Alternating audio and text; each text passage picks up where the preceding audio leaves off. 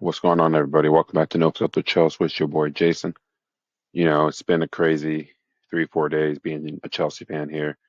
I previously did record this video, but no audio was actually recorded, which kind of upset me. But here to bounce back and actually make it sure that my audio is in there. I did a few tests beforehand, but in today's video, along with the basically the meaningless preview to Chelsea versus Man City, because it's going to be essentially a foregone conclusion that we're not going to pick up any points tomorrow. But my due diligence to give a preview and give my thoughts on it, even though the game doesn't really matter in a sense because there's bigger fish to fry. I'll be talking about that along with a few things sprinkled in about the unfortunate sacking of Enzo Maresca, or he walked away rather. So if you like these kind of videos, you like soccer, sports, anything like that, drop a like, sub, bell notifications, turn those on too. Trying to get my background also to look a little bit more presentable. Um, with that being said, we will be getting into the first part of the video, which is talking about Enzo Maresca walking away from Chelsea and where we go into the future and how bleak it actually looks right now. So Enzo Maresca Thursday, Chelsea Football Club put out a statement on their Instagram, Twitter, Facebook, whatever social media platform you follow them on, put out a statement regarding the dismissal of Enzo Maresca walking away from the club due to what many believe now to be a fallout with, excuse me, with the one of the shareholders, one of the owners of the club in Baghdad Iqbali, and there's just been a paper trail of evidence showing that this man at the top is not capable of running a football club of this magnitude. And the decisions he has made since he has joined and taken over about 52% of the stake in Chelsea, he has a lot of the say so. And the decisions he has made has put us in a conundrum where we're going to be fighting to stay mid-table for the next 2 to 3 seasons. And the point total we have now, I don't see increasing anytime soon because of how mentally shot probably the players are, and the fans just have no interest anymore. I would be surprised tomorrow if at Man City we see the 30,000 seats that are available for these traveling fans. And I just don't see a world where even 10% of that even shows up. The amount of disgruntlement and the amount of grief and the amount of just impatience we have, because we have a right to be impatient now. We're going on season 4 of this project and we've only have 2 pieces of silverware to show for it, one top 4 finish to show for it. And the other issue is that the chopping and changing managers with no consistency at the managerial position to guide this young team is going to make it incredibly difficult to keep some of the star players that we currently have. And bringing in a head coach like a Liam Rossinier, the only thing I will say about him is he's walking into a lion's den. Don't know the guy personally, but if he can even get a drop of an inkling of performances out of these players this season, I will take that right now because this team just needs some type of stability and some type of continuity and a voice in there because they are now believers and they can win pieces of silverware. They can finish in the top end of the Premier League if they have a voice and some type of consistency in there. But when you're at a job and your boss is telling you to do certain tasks, but then he wants to step in and input what he wants and does and he wants the head coach to do what he wants him to do, you're going to have problems in the micromanagement of which players played in certain games, which substitutions were supposed to be done in certain parts of the game, whether you're taking Cole Palmer off in the 62nd minute or the 71st minute, or you're taking off Esteval in the 92nd minute when there's really no point. You might as well just play him the entire game. Why is Liam Delap playing almost a full 90 minutes when he didn't produce anything or he hasn't produced anything, right?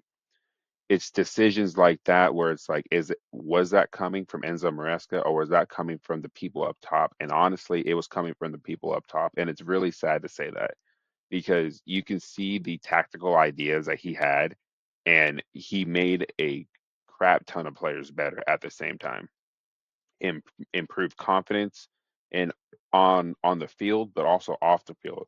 And it allowed them to be emotionally intelligent in what they're doing. Now this team has a huge issue with discipline, but at the same time, you don't get these kind of emotional outbursts on the field if your head coach doesn't have a backbone.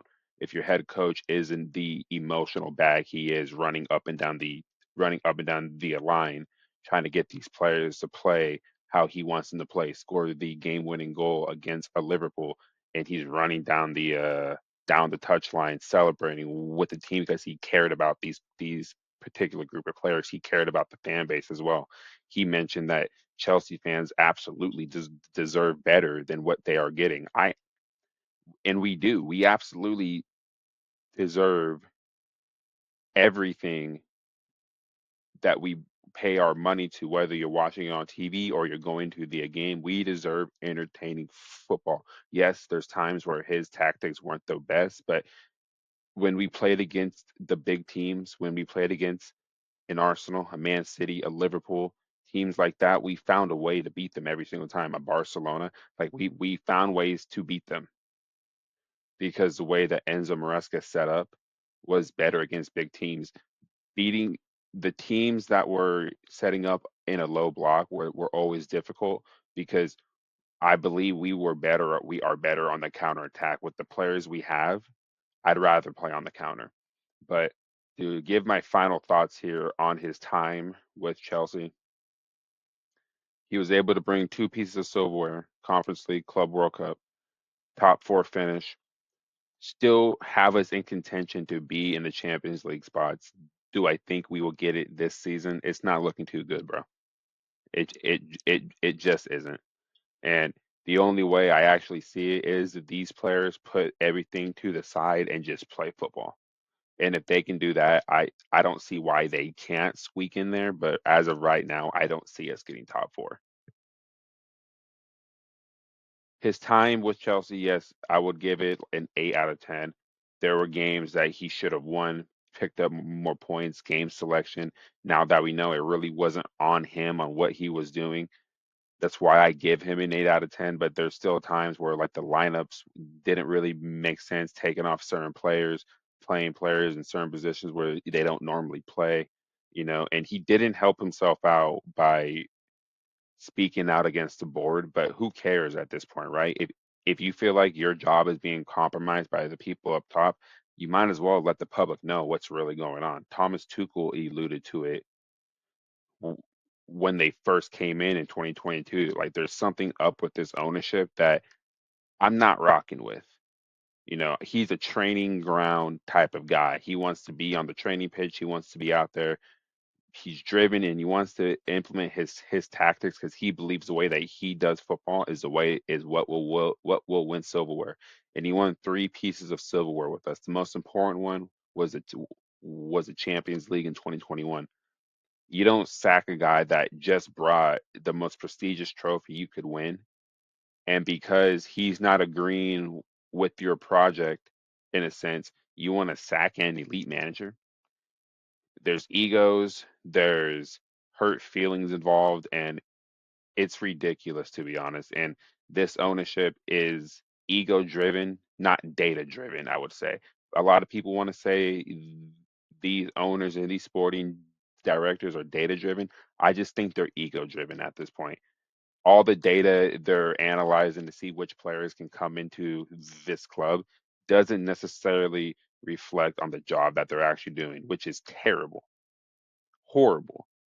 And I believe the managers that have come through here outside of Graham Potter, I believe the managers that have come through here, Tuchel, Pochettino, and now Enzo Maresca, have all been a victim of the same thing. Ownership not taking accountability for their mistakes. And ultimately, the next guy that comes in, if it is a Rossinier, if it is somebody else, is just going to go through the same issues. So that's why the protests on January 17th in the game before Brentford at the Bridge is absolutely important. Get your voices out there. Let it be known how disgruntled we are as a fan base. That's what I want to get across here. I can't attend it, but if people out there, match going fans, people that live in West London, Southwest London, can actually go there, yeah, sure. Do what you got to do. Get your voices out there because as an American fan out here, I'm getting tired of waking up every morning and seeing the bullshit I'm seeing on TV and the PR disaster that we are, to be honest with you. So, in the next part of this video, I will be getting into the preview of Man City versus Chelsea. Not really a preview I'm looking forward to.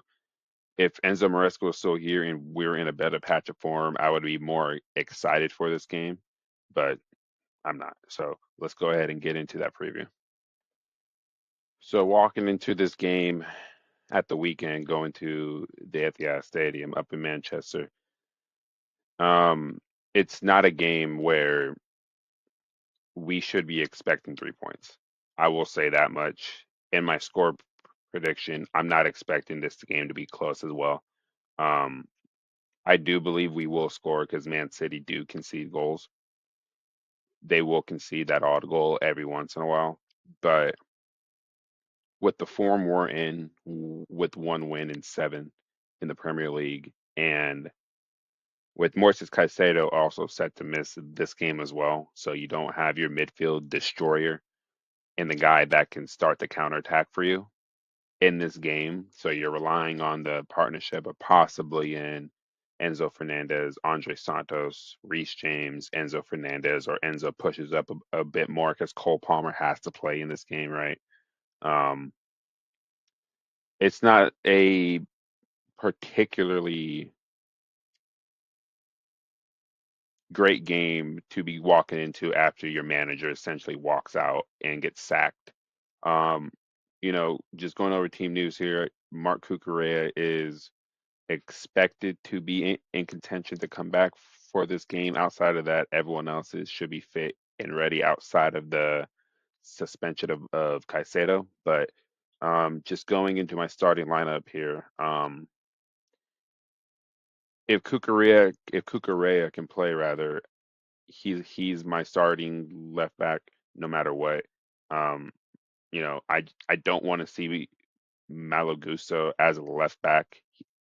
For me, if he's gonna play, he's gonna be at right fullback essentially. That way, Reece James can play in midfield. But I believe in a game like this, you want to have your best 11 out there, even if you lose the game, right? So for me, it's Robert Sanchez in goal, Mark Cucurella on the left, Trevor Chalobah one side, Wesley Fofana right center back, Reece James at right back, Enzo, Andre Santos. Actually, you know what? I might go Enzo, Reece James, Malo Gusto at right back. I'll put Esteval in the 10, Cole Palmer off the right. I'll go with Garnacho off the left to start, and you can't put anybody else up top but João Pedro, right? So for me, it's Sanchez, Cucurella, Chalobah, Fofana, Malo Gusto, Enzo Fernandez, Reece James, Garnacho, Esteval at the 10, Cole Palmer off the right so he can cut inside, so he can actually attack the space rather than already being in the space, and João Pedro up top. Um, you know, we should be expecting to be on the counterattack in this game. Man City to have a boatload of possession. I guess if there's one way that we could find a way to win this game is to gate crash their midfield. Don't let Reinders on the ball as much.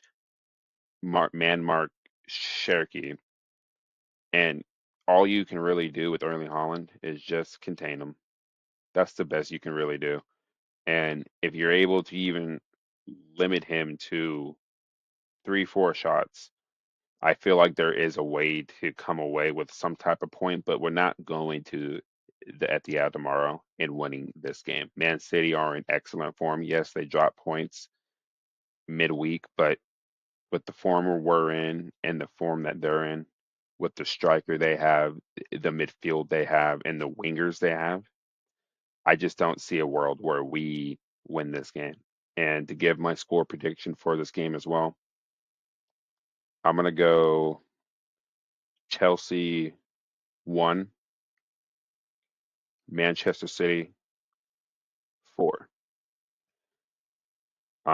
I think it's going to be a really ugly showing tomorrow. I think Man City are going to come and put us to the sword very early.